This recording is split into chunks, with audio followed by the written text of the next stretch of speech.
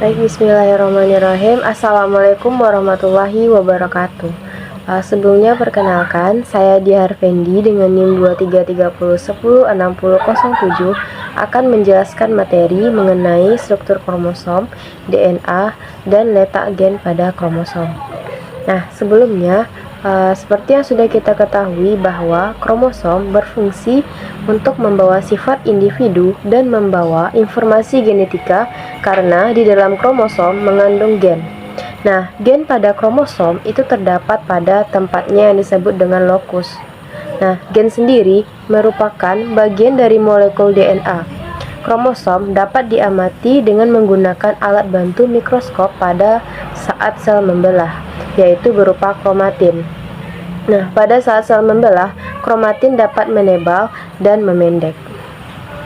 Selanjutnya yaitu bagian dan struktur dari kromosom. Nah, seperti yang sudah kita lihat pada gambar, bahwa bagian dari kromosom itu terbagi menjadi dua. Yang pertama yaitu sentromer. Nah, bisa kita lihat bahwa sentromer merupakan bagian kepala kromosom yang berbentuk bulat, yang merupakan pusat kromosom dan membagi kromosom menjadi dua lengan. Bagian ini merupakan daerah penyempitan pertama pada kromosom yang khusus dan tetap. Daerah ini disebut juga kinetokor atau tempat melekatnya benang-benang gelendong atau spindle Fowler. Kemudian elemen-elemen ini berfungsi untuk menggerakkan kromosom selama mitosis atau sebagian dari mitosis. Pembelahan sentromer ini akan memulai gerakan kromatid pada masa anafase. Kemudian pada lengan kromosom itu merupakan bagian badan utama kromosom yang mengandung kromosom dan gen. Umumnya jumlah lengan pada kromosom itu ada dua, tetapi ada juga beberapa yang berjumlah satu lengan.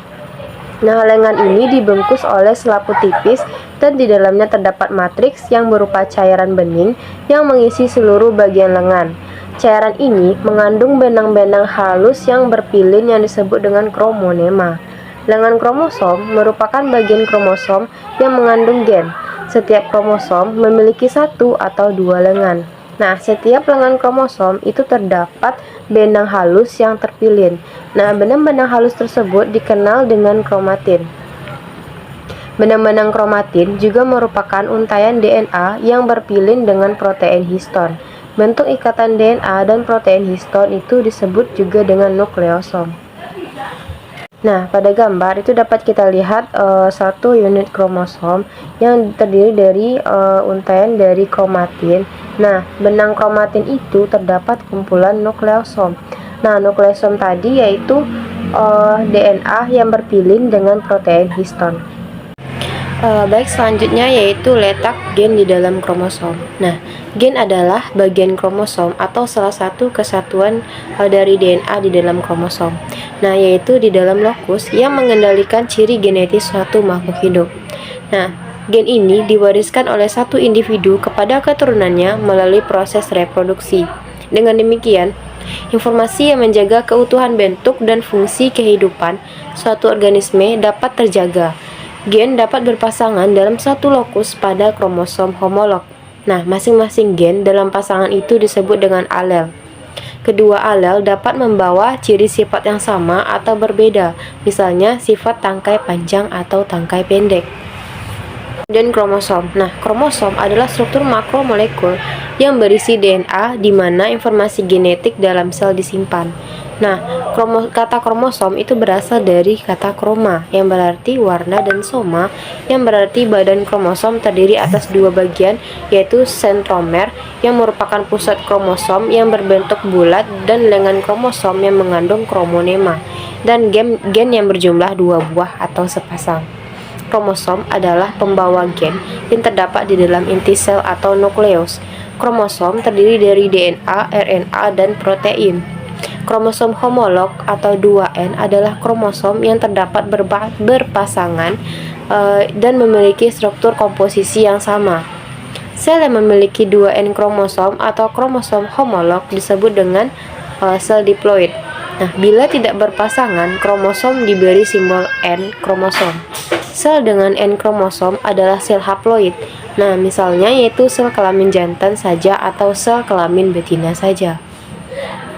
Nah, pada gambar dapat kita lihat bahwa di urutan paling bawah itu ada kromosom.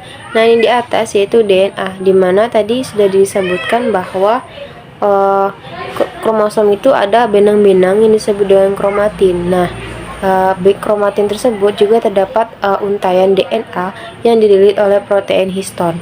Nah, jadi, letak gen pada kromosom adalah pada bagian yang disebut dengan kromomer atau nukleosom. Nah, kromomer ini berupa butir-butir atau manik-manik yang dililit oleh benang-benang DNA. DNA inilah yang merupakan gen pembawa informasi genetik pada suatu individu. Nah, letak gen pada kromosom disebut dengan lokus. Nah, yaitu bersifat tetap. Baik, materi selanjutnya yaitu mengenai struktur DNA. Nah, DNA adalah molekul yang terdiri dari dua untai panjang yang disebut sebagai double helix atau helix ganda. Nah, setiap untai terdiri dari serangkaian nukleotida yang terdiri dari basa nitrogen, gula deoksiribosa, dan gugus fosfat. Nah, basa nitrogen yang terdapat di dalam DNA itu terdiri dari adenin, timin, sitosin, dan guanin. Nah, kombinasi unik dari 4 basa ini membentuk urutan genetik yang menentukan ciri-ciri dan fungsi suatu organisme. Nah, dapat kita lihat pada gambar itu adalah struktur DNA. Struktur DNA adalah molekul kunci yang menyimpan informasi genetik dalam semua bentuk kehidupan. Struktur molekul ini terdiri dari dua untai panjang yang membentuk spiral yang disebut dengan helix ganda tadi. Setiap untai DNA itu terdiri dari serangkaian nukleotida yang terikat bersama. Nukleotida terdiri dari 3 komponen utama, yaitu basa nitrogen, adenin, timin, sitosin, dan guanin, kemudian gula deoksiribosa, dan gugus fosfat. Nah, basa nitrogen ini membentuk pasangan yang konsisten.